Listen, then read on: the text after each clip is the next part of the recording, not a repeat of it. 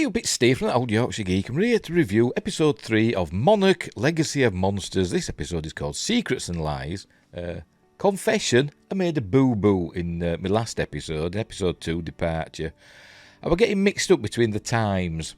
As I said, it is quite jarring and confusing the way it skips backwards and forwards in timelines or whatever. The main story is set in 2015, a year after Godzilla rampages through San Francisco in his fight with the Mutos. And then it cuts back to 1959 when we see young Wyatt Russell and who's playing Lee Shaw. His dad, Kurt Russell, plays the old Lee Shaw. And the young William Randa and Dr. Miura. And we see Dr. Miura apparently die in 1959. And I was getting confused because I'm sure I saw it said 1952 for one of the things that we saw when they're on a ship. They find a ship in the middle of the jungle and then they find another monster. And I was thinking, I thought that was 1952. And then when I was doing my review, I got confused and I kept calling it 1959 because that was the caption I saw. So, like I said, it flip-flops between time periods and sometimes it's a bit confusing. And if you miss the caption, it's easily done. So, Dr. Miura dies. Apparently, we see she seems to die in 1959. She gets caught by these young creatures that come out of these eggs in a abandoned nuclear facility somewhere. I think it's in the Philippines, I think. And they pull her down, apparently to her doom. But at this time, we didn't know, but at this time, she was apparently married. She wasn't Dr. Muir anymore. She was apparently married to William Randa, and they'd had a kid. Because we saw a photo of her in a big giant footprint, presumably a Godzilla footprint or something. And they were calling, "That's my grandma." And I was thinking, but she died. And I was confused. So apparently, they had been married, or they'd had a kid outside of wedlock. I don't know. But they had a kid together called Hiroshi Randa, who was the father of the main characters in the present day part, 2015 part. It's all very complicated. And as I said, it's a bit confusing when they're flip-flopping between time periods. So that said, I hope that clears that up. Probably doesn't. So that said, let's get on to episode 3, Secrets and Lies. Was written by Andrew Colville, directed by Julian Holmes, and produced by a billion mazillion people. I was watching it and thinking, are these executive producer and producer credits ever going to end? There's loads. But anyway, let's get on with it, shall we? Let's have a look at the episode. So let's get it up, so to speak. As the actress said to the bishop, I'm being rude, shut up. Right, off we go. An Apple original. Off we go. So we begin in Japan. Old Lee Shaw, who apparently is over 90, or about 90 years old. We saw on his ID card that he was born in 1924. He's supposed to be 2015, so he's at least 90. Could be 91. And that is actually mentioned in this episode. And he says he's got good genes, because Kurt Russell's in his early 70s, I think. We checked last time, didn't we? Right, so we begin there. They've gone to see him in his old people's home of our main characters, Kate, Randa. I've forgotten the names. I've forgotten the names. Oh, have I closed the window? No, I haven't. Right. I've forgotten the names already. I'm useless. I can see it in my head. Where is he? Kentaro. Yes, Kentaro Randa, who are half brother and half sister. Because apparently Hiroshi Randa, William Randa's son, led a double life. He had two families, one in America, one in Japan. And he was not a good father to each of them, but they kind of still loved him. But anyway, he kept disappearing off to do his work. Apologies, I'm just wiping my eyes. He kept disappearing off to do his work. And he was like investigating Monarch. I don't think he wasn't working for Monarch, but he was like investigating them in secret with two different families. I'm sure it'll all, come out in the wash. Anyway, apparently he died in Alaska, presumably in a plane crash. His plane disappeared over Alaska, and they're trying to find out what happened to him. So they found out where Lee Shaw, who he worked with in the 50s, setting up, not Hiroshi, William Randa set up Monarch with Lee Shaw and Dr. Miura in the 50s. Although in this episode, it's getting confusing already, although in this episode, Lee Shaw, Kurt Russell, was looking really well. Says it was set up in the late 40s, so I don't know. It's very confusing. Anyway, let's get back to it. So they've gone to his old people's home, where apparently Monarch are paying for him to stay there, and he supposedly signed, non-disclosure agreements and stuff, and he's staying there. So he's agreeing to break out with them because he's being observed at all times, and he's got like a tracker on his ankle. So anyway, so they're going to break out. So this is them planning. He's looking well for 90. It is mentioned. She mentions it, does May. The diverse Japan resident. I know I'm going to get stick for that, but whatever. That's Kate, played by the astonishingly gorgeous, well, I think she is, Anna Sawai. I'm probably pronouncing it wrong. And that's 10, I forgot his name already. 10 something or other. Kentaro. Why can't I remember that? Just call him Ken. I'm just going to call him Ken from now on. That's probably what it's short for. It is Ken. That's Ken. That's Kate. That's May. Short names. That's what we need. Right. So they're planning on escaping or breaking him out of this old people's home. So off they go. They go to the rental car that they've hired. Here they are. They're still planning. There we go. And they get in. He doesn't know how to start it because he's 90-year-old. He's looking for where the keys go, but it's a button. But it's not an electric car. I was expecting it being an electric car, but apparently it's not because you hear the engine start up. So anyway, off they go. But they rumble straight away. Close the south gate. The gate starts closing, and these big bollards come out of the ground, so they can't go that way. So he puts it in reverse, whips it round, and they drive out through a side gate essentially. By the way, he asks, do you have collision insurance? And I think they said they do. So they'll go out through the side gate. There we go. And they're off.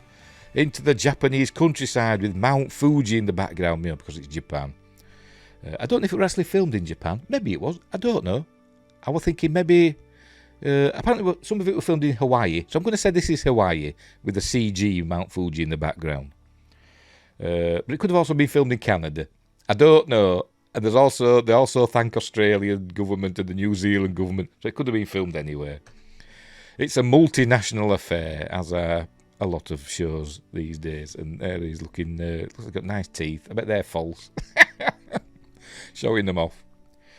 But anyway, so they're off. Right, and then we cut to, I've got to show this, because it's going to zoom in. It's going to push in on Kurt Russell doing that smile with his chin. Are you ready for this? Dissolve into his son. This is Kurt Russell, and we're going to do a dissolve into Wyatt Russell, and it is astonishing. The likeness. People say Josh Brolin looks like his dad, James Brolin, and the same can be said for Wyatt Russell and Kurt Russell. Are you ready for this? Get that. This is a clone, isn't he? He's a clone of his dad. That's what he is. Right, so we're back to, I think this is 1954. So it's 2 years after the ship incident with the creature that came out there. And we heard at the end a Godzilla roar, but I don't know if they saw Godzilla. But we learned that they found a big footprint, which we presume is a Godzilla footprint. Are these two an item yet? William and Dr. Miura. Keiko. That's the name, Keiko. I should remember that because Keiko O'Brien from Star Trek. But Keiko and William. Bill! We call him Bill. Are they an item yet? Don't know. There seems to be some banter between them, which suggests that they have familiarity beyond them just being workmates. But it's not explicitly stated. Right, anyway, they're having a meeting with the always good Christopher Heyerdahl, who's now a general. Remember previous episodes? It was him that gave the order for Lee Shaw to go and escort these two scientists on this mission in 1952, which I thought was 59. Getting all confused. In 52, he gave the order to send him on this babysitting mission, and now he's got his own command. Now this is young Monarch apparently is set up, but he is now a general. I think he might have been a major or a colonel previously. It must have been a colonel. Now he's a general, a 1-star general. Does that make him a brigadier general? I don't know. I don't know the ranking system. Anyway, so here he is, and they've got this meeting with him. They're basically wanting army support and army money to continue their research into what they're calling Titans. They're not calling them Mutos at the moment, although that was mentioned. But they seem to be calling them Titans. Here we go, and then we're going to see a big Godzilla footprint. If it's going to show us, is it heck? It's typical, isn't it? It always lands on not the bit we want to see. Right, let's have a look then. With the skip, there we go. A big Godzilla footprint. They said we got this cast. A lot of plaster of Paris was used on that day, I presume. But there we go, a big Godzilla footprint. So they tell him that they need 150 pounds of uranium, and that because they're going to tell him that that they need all this nuclear material because these creatures, they're attracted to it and they feed off it. They feed off this nuclear material, so that's what they need. So, they agree. They essentially, it happens. They talk him into it. So, the next time we see them, they're on Bikini Atoll. But let's get past this. There we go. Off they go. They think they've probably failed, but it turns out that they haven't, and they're going to get everything they want. Yay! Right, then the credits begin. There we go. There's Kurt Russell, White Russell, and Kurt Russell see the dissolve. Not them. I'm on about the name. Right, so off we go. Get past all the producers. Producer. And there were a lot more. Remember, I don't know how much it skips. It's a 10-second skip on this. I wish you could change it, but I don't know if I can or not. To shorter than 10 seconds. Loads of producers. I'm not going to count them. Right, we're back in 2015. They're in the car. Somehow, they've ended up on a ship. They're on a ship heading for Korea. Oh, pardon me. And I was thinking, how do they manage that? How'd they get through, like, customs and all this stuff? Surely Monarch's put an APB out on them, the car registration and everything. It's probably got a tracking device in it if it's from a car rental place, particularly in Japan, the most technologically advanced country in the world, essentially. You'd think they'd find him in a heartbeat, wouldn't you? But they haven't. They've ended up on this ship. Kurt Russell's dealt with it all because he's old army and he's got friends everywhere and he doesn't need passports. So they're on this ship, a container ship heading for Korea. And here they're talking about the stuff from Randa's bag that William Randa threw in the sea in episode 1.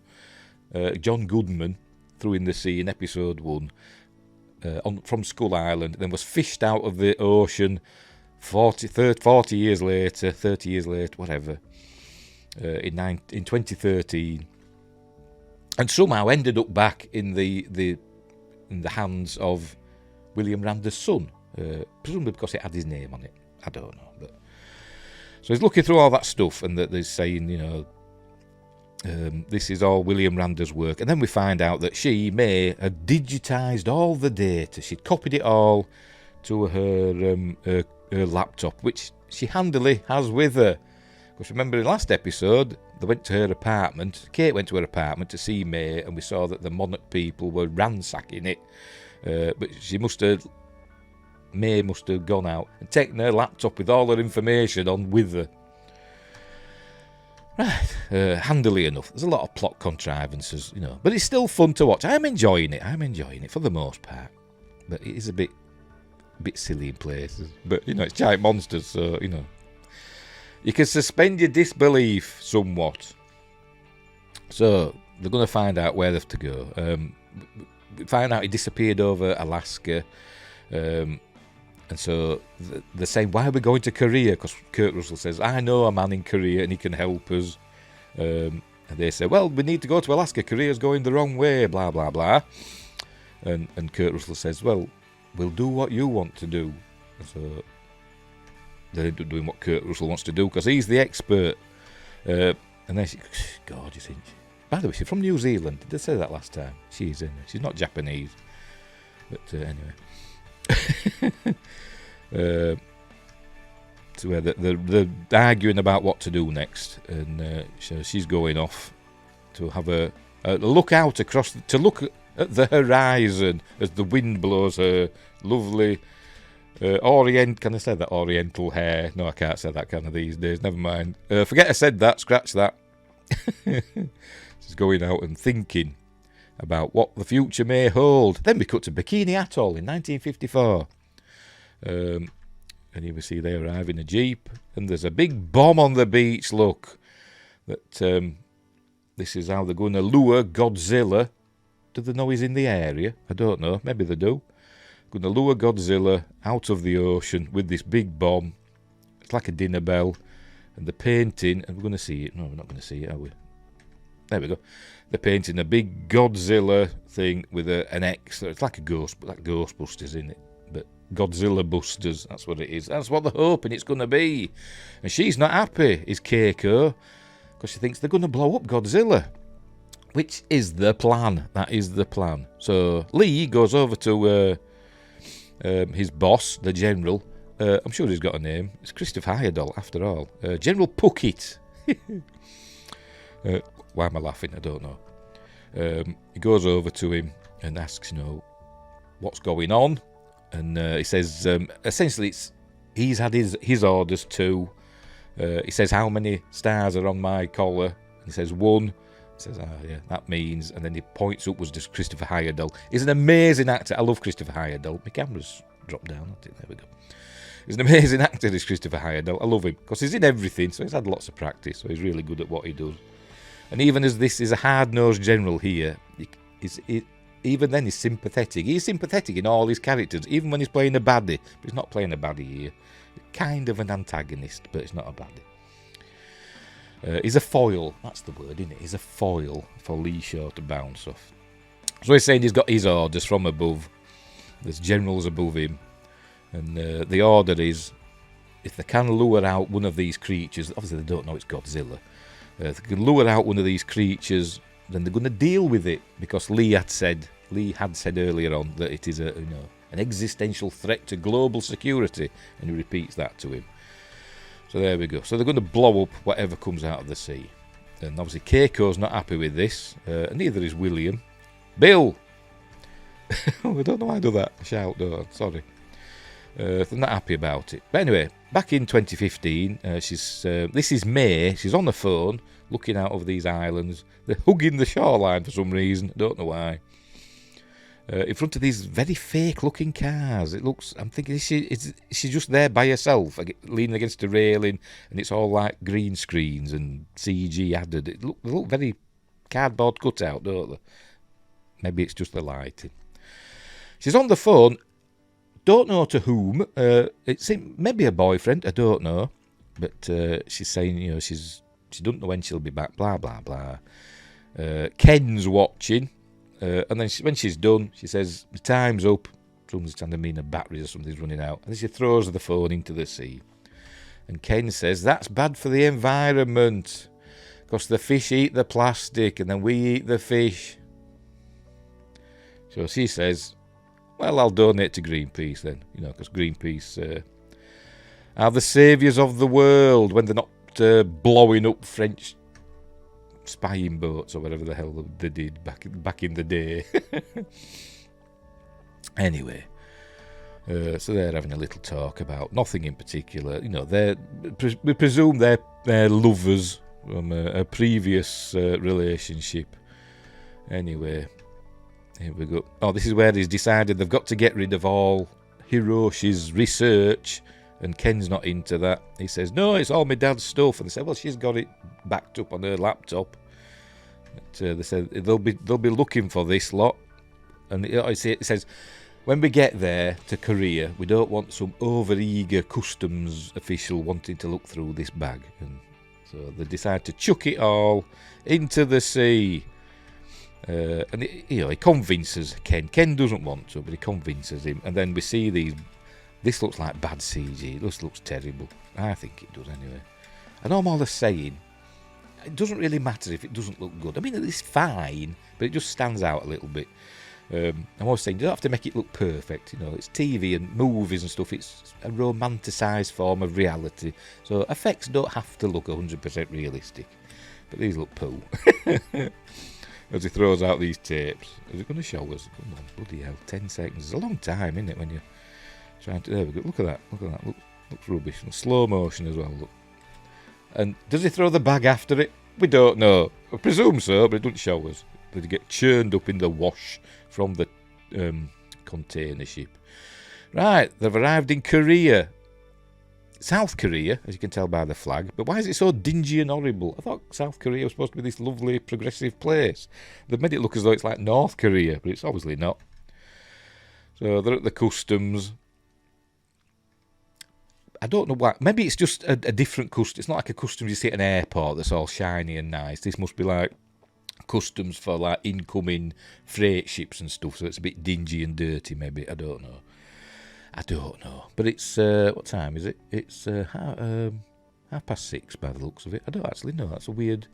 Is that the second hand or is that the hour hand? It looks like that. If it's 6:30, surely the minute hand should be more in the middle. Don't know. I'm getting distracted by a clock, for Christ's sake. Anyway, so he's going to... there's 2 windows. Please present your passport. He says to both, and he sees that chap, and he sees this young lady, and he says, we need to go to number 2. Oh, wife, Korean passport, foreign passport. That's the... They need to go to the foreign passport window. So they go there, but the fella in the other thing calls them over for some reason, even though they're obviously not Korean passport holders. I mean, I suppose them two could be, you know, at a pinch.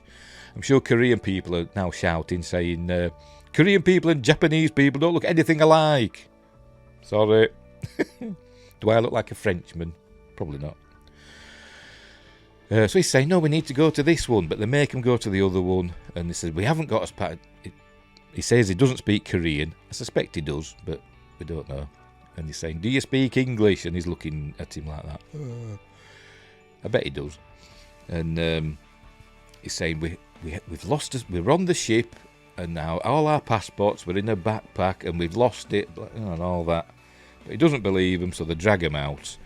At gunpoint, May's saying, I've got a passport, but they take him outside, and they're going to put him in the back of this security truck. This fella here is called Do-Ho, I think. Does it say? Oh, he ain't there. He isn't there in the cast list. Because I've forgotten his name. I think it's Do-Ho. Something like that. Spoilers, he's a goodie. He's a goodie, this fella at the back. They're going to put him in the back of the security. Obviously going to hand him over to Monarch or whatever.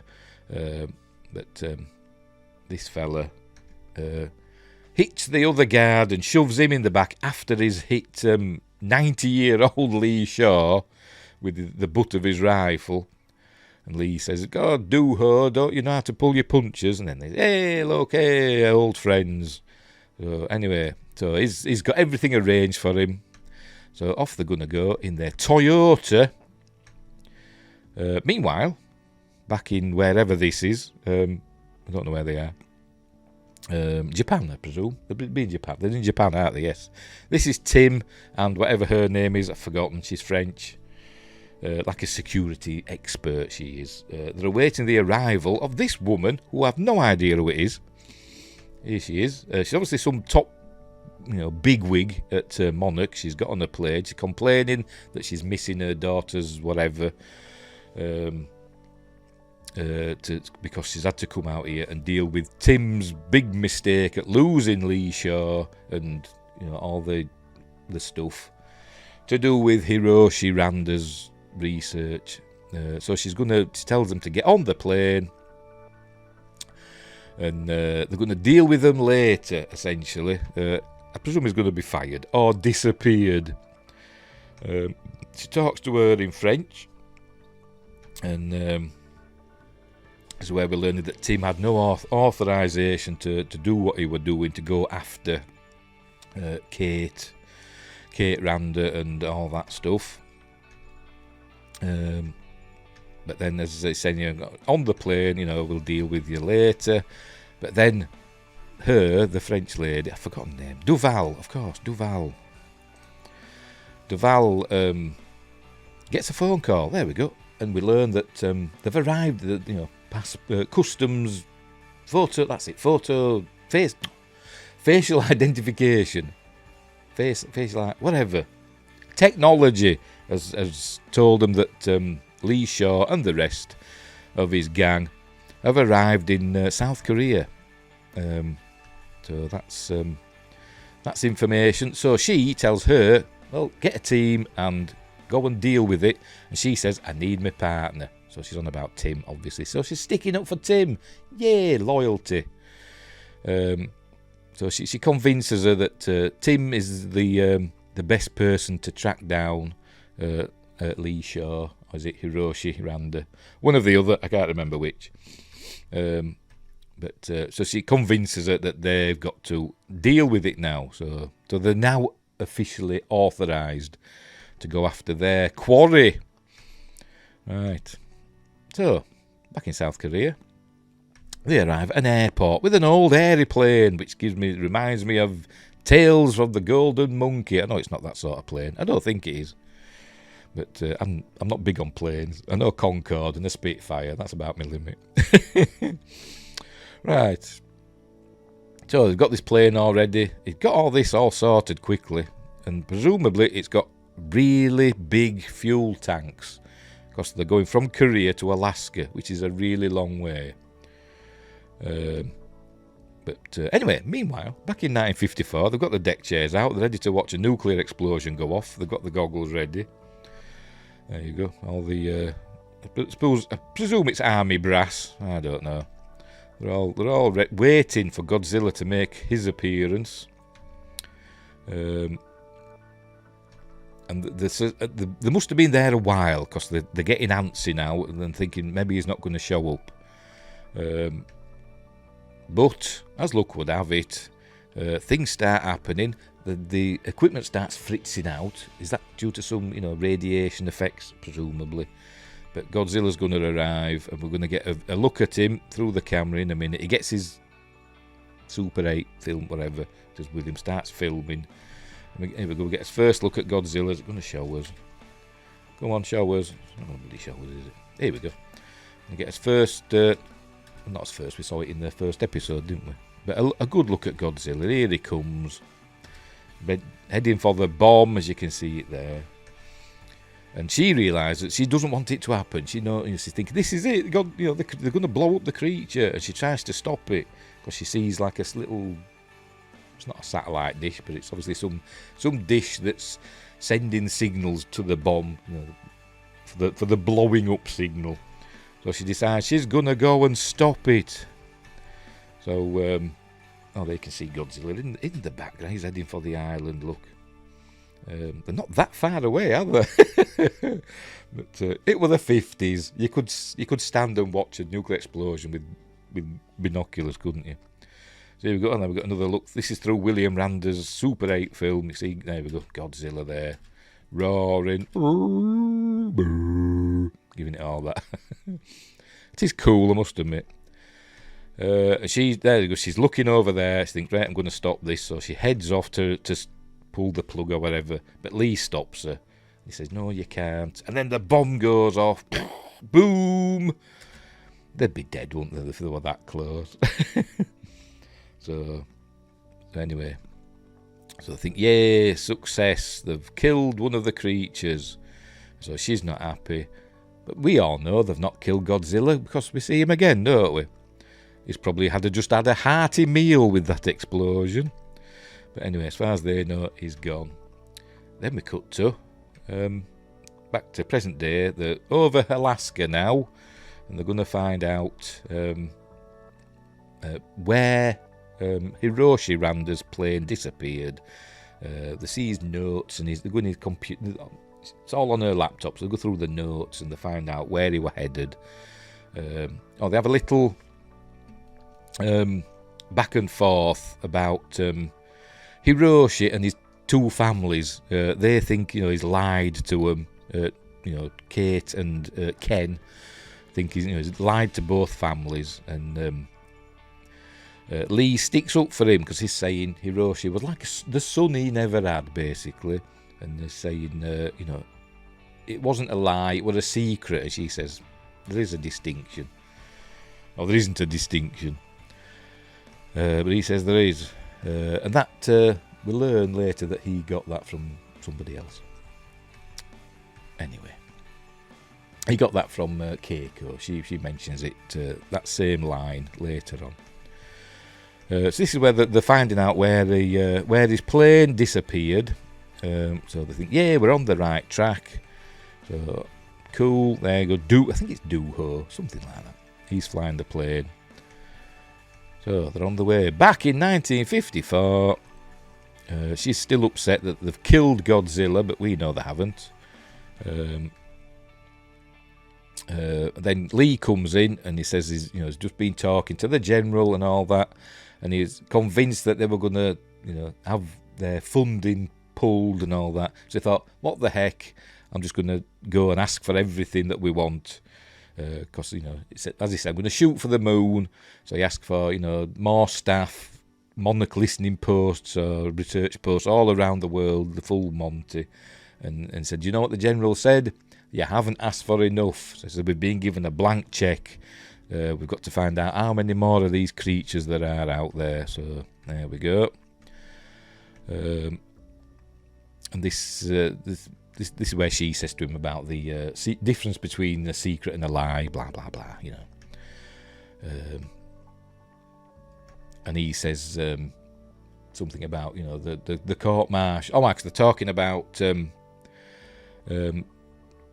If they tell them everything, then they want to kill all these creatures, and they don't want all these creatures destroyed. They want them to study them out because they're scientists. And so Lee says, well, I've got to report everything you tell me to my superiors, but I can't report anything you don't tell me. And then they're talking about, he says, I can't tell a lie, but you can keep a secret. And then she says something like, lies and secrets, are the same thing or whatever, That's where that comes from. It's something along those lines. I'm getting it all wrong, whatever. But that's the gist of it. Anyway, so they've got all the money. Yay! Meanwhile, over Middle Earth, they're heading for the mines of Moria. Anyway, they're in the plane. And they're in the area where his plane crashed. Oh, there we go. I didn't notice this when I first watched. I must have blinked and missed it. It looks down and you can see some wreckage down there. I missed that before. That's the wreckage of Hiroshi's plane. Because I was watching, I'm thinking, they've landed in exactly the right place because stuff happens soon. But they've seen where they need to land, so they're getting ready. He's having a chat with it about stuff. So anyway, they start getting some turbulence. The instruments start going haywire. So Lee's got to take over because he's the best pilot in the galaxy, so to speak. And then they're going to try and make out now that this is like this amazing roller coaster ride of an aeroplane flight, but it's over in like 3 seconds. He gets her to hold a bottle of water on the dashboard to give him a horizon, because if the instruments aren't working properly, then if you're flying by instruments and the horizon thing isn't working right, a bottle of water will work okay in theory. She's having a drink of it first. So he's going to fly about, and then he says it may get bumpy, and it does for about a second and a half. The way I'm clicking here, it's making it seem as though it goes on for a long time, but it doesn't. They've landed. Look, they've done it. They've landed. We've missed it already. Look, look, they're landing already. Right, I'm gonna have to play this because it's that quick. The 10-second skip that I'm using. He says, "What's that?" I don't know. Was it a creature? I don't know. See, hang on. And then they're coming in. Here we go. They've landed. Look, safe and sound. Barely yards away from the crashed plane of Hiroshi Randa, as we'll see. There we go, they all get out, all nice and lovely. And there's the crash plane. It's just there, within 2 minutes walk. And they find a body inside, and they're thinking this is Hiroshi, but it's not. It's somebody else. We don't know who. It's a red shirt, a dead person. And then Dooho, I'm saying that is his name. I don't know what his name is. He finds some tents. There we go, or a tent. There we go. Just there in the middle of you'd think he'd put it a bit closer to the shelter, wouldn't you? But the rocks and stuff for shelter. But no, he's got it in the middle of nowhere. On top of a glacier, one presumes. So they're going to check out the tent. Meanwhile, Dooho's going to check out the plane because something's got a bee in his bonnet about something. There we see all this equipment. We see that there's a big tear in the tent there. So something. Either the weather, that's torn as well, or some creature has tried to get in, but has left all the equipment all nice. There's not even any snow inside. Look, not even anything, a dusting of snow on the equipment and tables. But anyway, they learn that this is Hiroshi's. Hiroshi's done this because they find. We're going to go and see it in a minute. There we go. They find a little stub of a pencil with pencil shavings, and that was his signature. We'd seen it in his office in the previous episodes. He likes to sharpen his pencils with a penknife or whatever. So that's how they know it's him. So they know he's technically he's alive. He survived the crash at least. They know that. So he could still be alive. And he set up this tent. But meanwhile, Dooho, hope I'm getting that right. Probably not. I'm going to have to check, aren't I? I'm going to have to check. Let's have a look. See if it's on the IMDb. I might edit this out. Might not. Might just leave it. Don't care. Let's have a look. Where are we? He ain't even on bloody on IMDb. I'm going to have to go into all cast and crew. Dear. Come on, show us his name. I mean, he's quite, where the bloody hell is he? Way down the cast list. I mean, he's quite an important character in this episode, at least, but he's not even there. Where is he? Yeah, start at the top. Kento, Tim Barnes. Nope, not finding it. Oh! Yes, I found the actor's name, Bruce Bake, B-A-E-K, Bayek, I don't know how to pronounce it. But they're not giving his name in IMDb. Of course. I'll still go with Dooho. Anyway, where were we? Right. So he's found something. He discovers something. He finds there we go. A frayed piece of cord, and he learns that the plane had landed safely, and it's actually a tether, tethered the plane down with. So we learn that he's done this with his own plane. So he says the plane landed safely, just as they did. So then he goes back to the wreckage and has a look, and we see that there's big. There we go. Oh, you can see that there's big like gouge marks in it and teeth marks and stuff. So there we go. Something's attacked them after they've landed. So he shouts to them, "Get back to the plane. I will taxi it to you." So he's heading to the plane, and then we see his tethers there. So he undoes them, gets into the plane, starts it up, but then something rises, look, out of the snow. Some big creature, another titan / muto, whatever you want to call it. And it has freeze breath, as we see in a minute. It's going to do its freeze breath. There we go. And it freezes everything, including poor old Dooho. Bayek, his surname is. So that's the end of him. And I quite liked his character, to be honest. But he's no more. He's frozen to death. And the creature destroys what's left of the plane, look. And then turns to them. Gives them a roar. And then we cut to black. That's the end of episode 3. So another different creature. At least we're seeing a new creature each episode, aren't we? Yes, that's it. That's the end. So I did enjoy it. I did enjoy that episode. Let's go back and we'll see if we can a nice shot of the creature to pause on. There we go, that'll do. I did enjoy this episode again. Some plot contrivances, they just happened to find exactly where his plane crashed, because the super ace and amazing and all that. But never mind, and Kurt Russell's looking well for a 90-year-old running about. But, we had Picard, didn't we? He's supposed to be pushing 100 in the series Picard. So he's still running around. But yeah, I did enjoy it. And we're learning more and not as confused this week with the time periods that they were flitting between.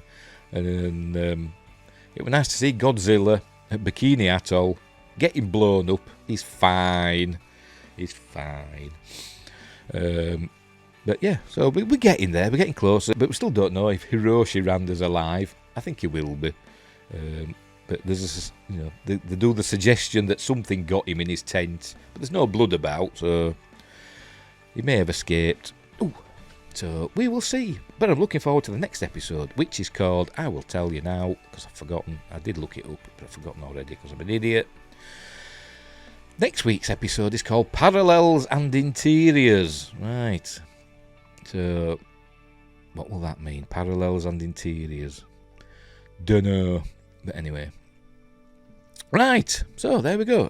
This episode, did I like this episode more than the others? I don't know. It's the same, to be honest. It's consistently enjoyable. 7 out of 10 is what I'll give it. I think I give the other two 7 out of 10 as well. It's not blowing me away, but it's nice to see monsters. And I'm enjoying watching it. So, anyway. So we'll leave it there. Looking forward to episode 4.